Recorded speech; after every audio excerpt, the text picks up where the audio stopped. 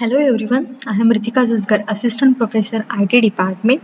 So in the course of Data Structure and Algorithm, we started our Unit 2. Okay, so today onwards we discuss about searching and sorting, that is Unit 2. Okay, so in today's lecture we discuss about the searching techniques.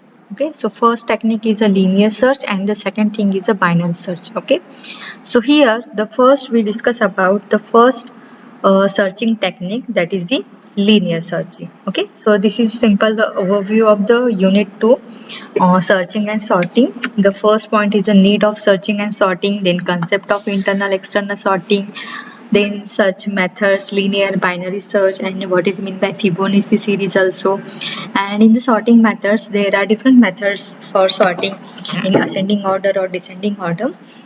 So like bubble sort, insertion, quick, merge, cell sort also. Okay, and the analysis, insertion sorts, quick sort, binary search, hashing of best, worst and average case. Okay, so this is the simple overview of this unit 2.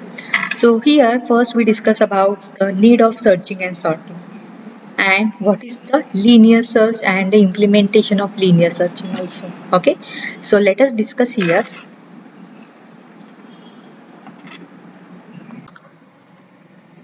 So in a data structure, it is a specialized format for organizing and storing the data.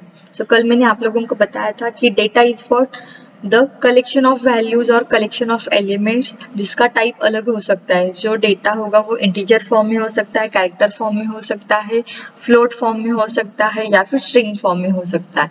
So जो भी different type का data है उसको हमें क्या करना है, organize करना है. So this is a data structure. So general data structure type include the array, file, record, table, trees and so on. Okay, so we discussed already the terminologies of data structures. So where we have the file, record, fields, okay, data also.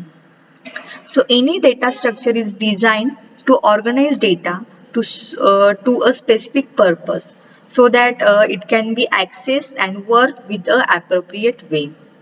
So searching is the process of finding a particular item in a group of items. Okay, if you are having the array size 10, so 10, 20, 30, 40 up to the 100, so we have to search only the 50 number. Okay, so this is the concept of searching technique. So searching is the process of finding a particular item in a group of items, so not even in a single day pass when we don't have to search for something in our day-to-day life like car keys, mobile charger, books, etc. So same in the life of computer, there is so much data stored in it. So that whatever a user asks for some data, the computer has to search its particular memory to look for the data and make it available to the user.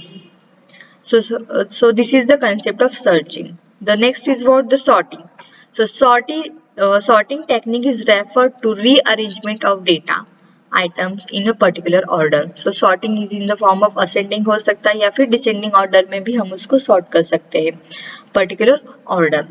So we sort the items on the list into the alphabetically or numerically order also.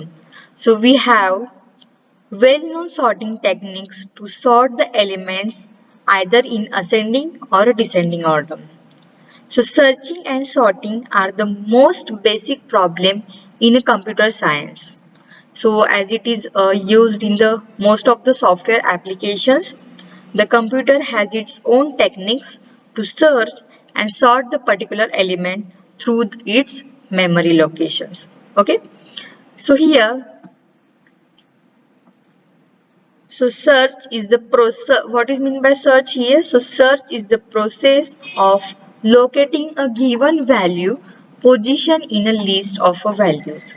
And the sorting is referred to the operations of arranging data in some given sequence, that is increasing or decreasing order also. So sorting technique is categorized as internal sorting and external sorting. Okay, so there are two different categories in sorting: internal sorting and the external sorting. So internal sorting means what? we are arranging the element within an array which is only in a computer primary memory. Whereas the external sorting is what? It is the sorting of element from the external file by reading it from the secondary memory. Okay, so see here, internal sorting, if the input data is such that it can be adjusted in the main memory at once, so it is called as a internal sorting. And what is meant by external sorting? If the input data is such that it cannot be adjusted in the memory entirely at once, so it needs to be stored in a hard disk, floppy disk, or any other storage device. So this is called as a external sorting. Searching techniques. So searching is the process of finding an element within the list of elements sorted in any order or randomly. So any search is said to be successful or unsuccessful depending upon whether the element that is being searched is found or not. So here we are using different searching algorithms. So algorithm is a sequence of instructions or a set of rules that are followed to the complete a particular task. So in the discussion that follows, we use this term search items to indicate the item for which we are searching. Okay, अगर हमारे पास array है, जैसे मैंने बताया था 10 number of array है, 10, 20, 30, 40, 50, 60, 70, 80, 90 and 100. So उसमें से हमें क्या करना है, एक ही एलिमेंट को सर्च करना है. सो उसको हम क्या कंसीडर करेंगे, कौन से आइटम को हमें सर्च करना है.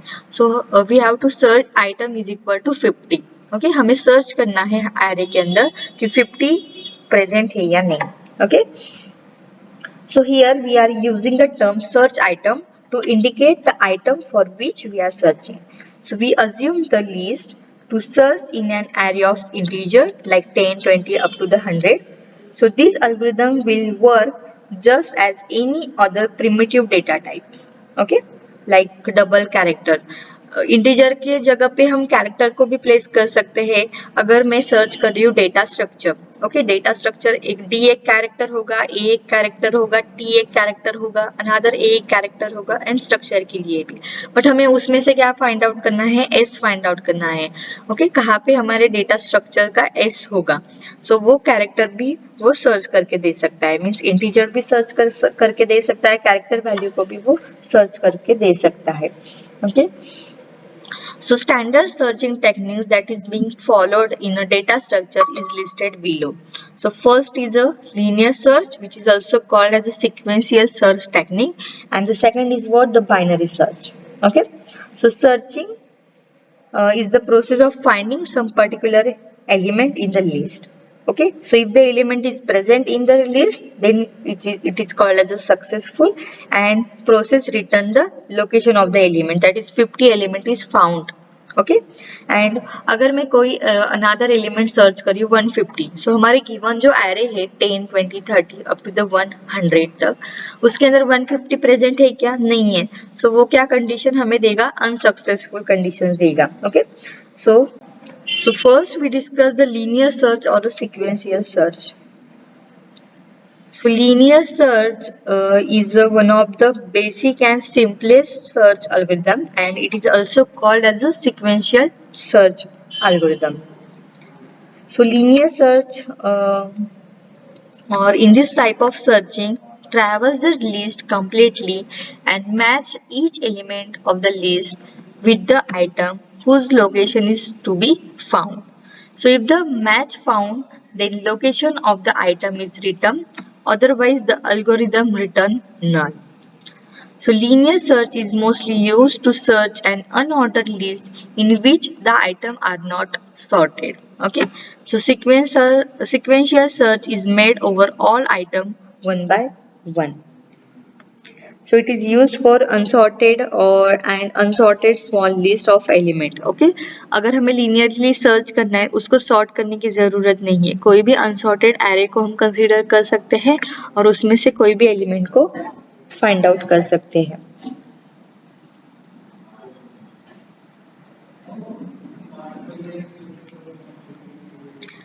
Implementation कैसे होगा linear search के अंदर?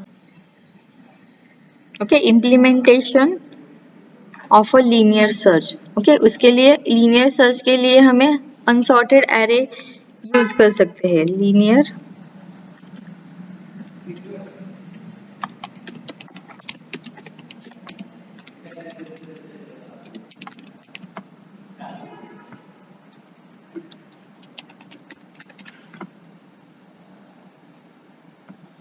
Okay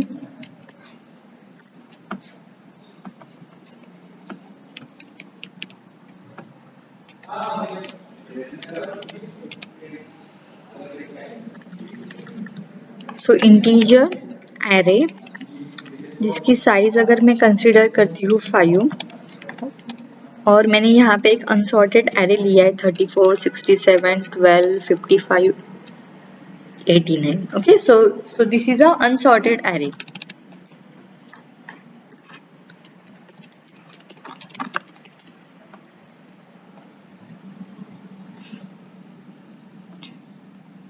unsorted array.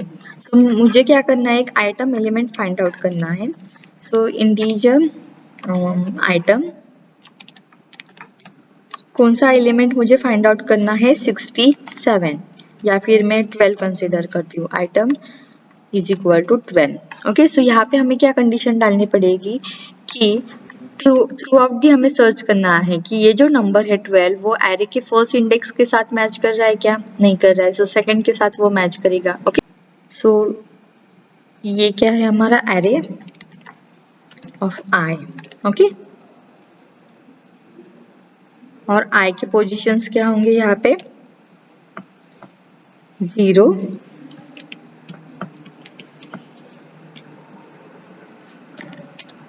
ये आई होगा जिसके पोजीशंस क्या होंगे, ये first 0, array index start from 0 to n-1। सो यहाँ पे होगा 1, यहाँ पे होगा 2, यहाँ पे होगा 3 and last is 4। Okay, so array elements कौन से होंगे, हमने कौन से कंसिडर किए हैं, 34, 67, 12, 55 and 89।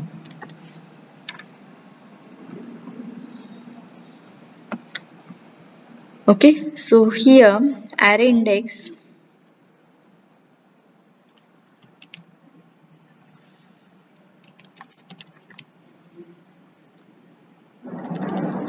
number array size is equal to 5. Okay, so array index, so array index start from 0 to n-1।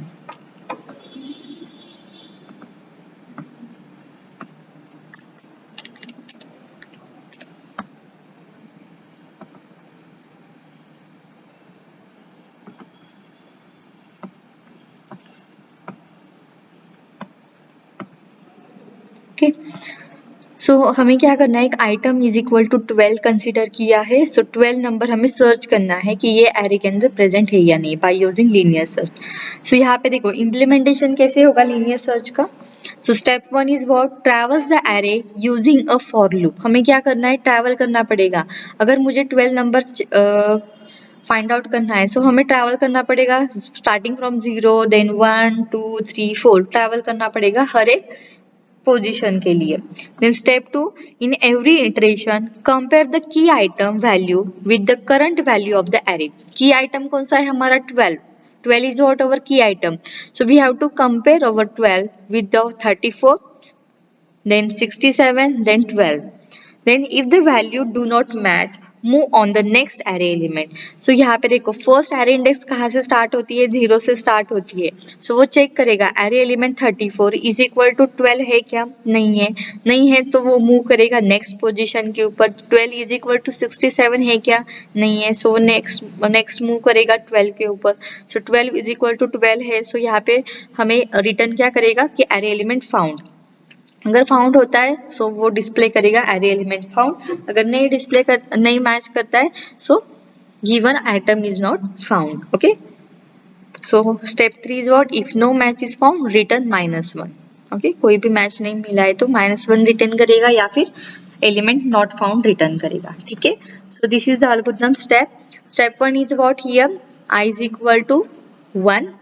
Okay, so 1 से स्टार्ट किया, यहाँ पे 0 से भी स्टार्ट कर सकते हैं. Okay, then step 2 is what, if 1 is less than 1 is greater than n, so go to the step 7. So print element not found. Then if a of I means what, जो भी हमारा array है, so see here, I क्या है हमारा 0 1 2 3 4, but array of 0 क्या है यहाँ पे 34, एरे ऑफ 1 क्या है 67, एरे ऑफ 2 क्या है 12, एरे ऑफ 3 क्या है 55 एंड एरे ऑफ 4 क्या है 89. सो जब हम array of a of I लिखते हैं, सो वो क्या कंसीडर करता है, एरे की वैल्यू कंसीडर करता है. बट जब हम ओनली I लिखेंगे, सो वो क्या कंसीडर करता है, ये एरे के इंडेक्स कंसीडर करता है, that is 0 1 2 3 and 4. Okay, so if हमारा जो एलिमेंट x है वो अगर इक्वल आ रहा है, so go to step next. Okay, हम क्या करेंगे, इंक्रीमेंट करेंगे इसको. Then step 5 go to step 2, again next वाला एलिमेंट चेक करेंगे. कंटिन्यूसली हम उसको चेक करते जाएंगे जब तक कि हमारा एलिमेंट नहीं मिलता. अगर ये दोनों कंडीशन सेम आती है, ओके, ये दोनों कंडीशन सेम आती है, so print element x found at position I. सो यहाँ पे देखो x क्या है हमारा 12, so print element 12 found at which location, second location. I means what, 2. Okay, array of 2 क्या है 12. Okay, so print element 12 found at index 2. Okay, अगर नहीं फाउंड करता है so print element not found. कब तक की हमें चेक करना है, ओनली 4 तक के चेक करना है. 4 के आगे एलिमेंट है क्या, नहीं है. अगर मैं यहाँ पे 15 नंबर चेक करती हूँ, सो 15 34 के साथ मैच नहीं होगा, 67 के साथ भी मैच नहीं होगा, 12 के साथ भी मैच नहीं होगा, 55 के साथ नहीं, 89 के साथ भी. इसके आगे एरे नहीं है, सो वो प्रिंट करेगा print element not found and they exist. Okay, so this is the algorithm step. The next is a function code. So इसका function code क्या होगा, जैसे मैंने बताया था, यहाँ पे हमें इक्वल करना है array of I, जो भी होगा, जो भी हमारा array of I होगा उसके साथ हमें यहाँ पे वैल्यू यूज किया है. ओके, हमें क्या करना है, हमारा आइटम चेक करना है. Okay, so this is the condition.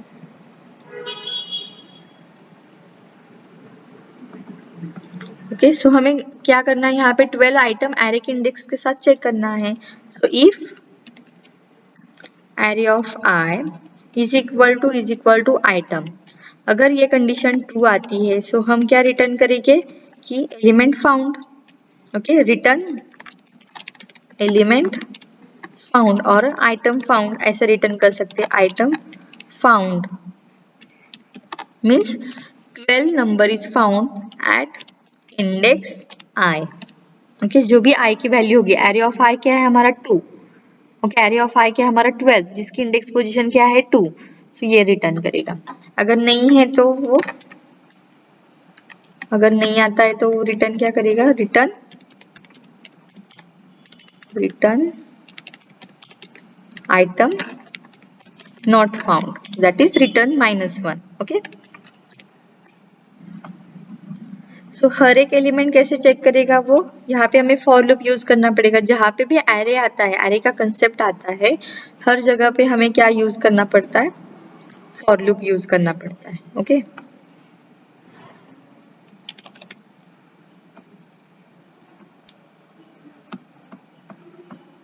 सो यहाँ पे मैं लिखती हूँ फॉर लूप. फॉर हर एक एलिमेंट चेक करना है. हमने क्या किया, यहाँ पे integer I is equal to 0 से स्टार्ट किया, इंडेक्स पोजीशन क्या है 0. कब तक की हमें चेक करनी है, लेस देन 5 तक के हमें चेक करने, मीन्स 4 तक के ही चेक करेगा, 5 को चेक नहीं करेगा. अगर 4 करना है हमें तो इक्वल 4 कर सकते हैं. Okay, less than 5 then I plus plus. Okay,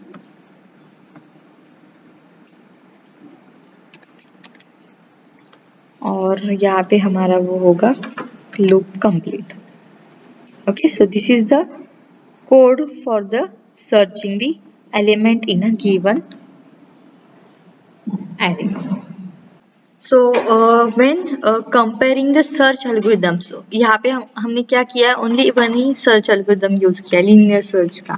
तो अदर सर्च एल्गोरिदम के साथ अगर हम कंपेयर करेंगे लीनियर सर्च को, सो उसकी कॉम्प्लेक्सिटी हमें चेक करनी है। Okay, so when we are comparing the search algorithm we have to see the number of comparisons required. So we don't swap any values while searching, यहाँ पे हम कोई भी स्वैपिंग नहीं कर रहे हैं। Okay, so when comparing the performance, we look at the three cases. The first case is what? Complexity is best case form. Complexity is in the form of average case, and complexity is in the form of a worst case. Okay. So यहाँ पे देखो best case क्या है, the number of comparisons in the case is a 1। Okay, हम कहीं पे भी compare नहीं कर रहे। ओके, यहाँ पे वन टाइम ही कंपैरिजन है। फर्स्ट यूनिट में आपने डिस्कस किया होगा कि कैसे फाइंड आउट करते हैं कॉम्प्लेक्सिटीज। ओके, तो यहाँ पे देखो हम कोई भी एक ही बार हम कंपेयर कर रहे हैं, एक ही एलिमेंट को बार बार कंपेयर कर रहे हैं, तो इसकी कॉम्प्लेक्सिटी होगी big of 1 in the best case. Then in the worst case it takes n comparisons and is equal to the size of the array. Okay, हम कितने टाइम्स कंपेयर कर रहे हैं, हमारी एरे की साइज कितनी थी, 5 थी। ओके, एरे की साइज कितनी थी, 5 थी हमारे पास। सो हम n number of time compare कर रहे हैं, हमारा जो आइटम है उसको हम n number of time compare कर रहे हैं, जितने भी नंबर ऑफ एलिमेंट्स है उसके साथ। Okay, so this is a worst case. And average case, so on the average the search item or search term will be somewhere in the middle of the array. Okay, so जो भी average case क्या हो सकती है, हमारा जो item है वो बीच में ही हमें फाइंड आउट हुआ है, मींस सेकंड इंडेक्स में ही फाइंड आउट किया है।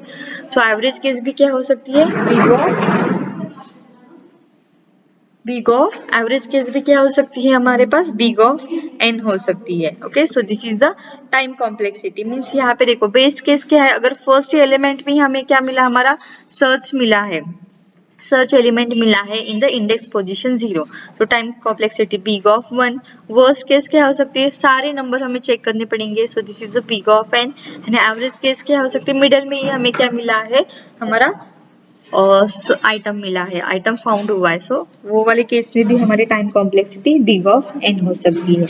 And space complexity worst case के अंदर होगी big of 1। Okay, through out the cases हमें स्पेस कॉम्प्लेक्सिटी या फिर मेमोरी कितनी मिलेगी, बिग ऑफ 1 टाइम मिलेगी। Okay, so this is the complexity of algorithm for the linear search technique. Thank you.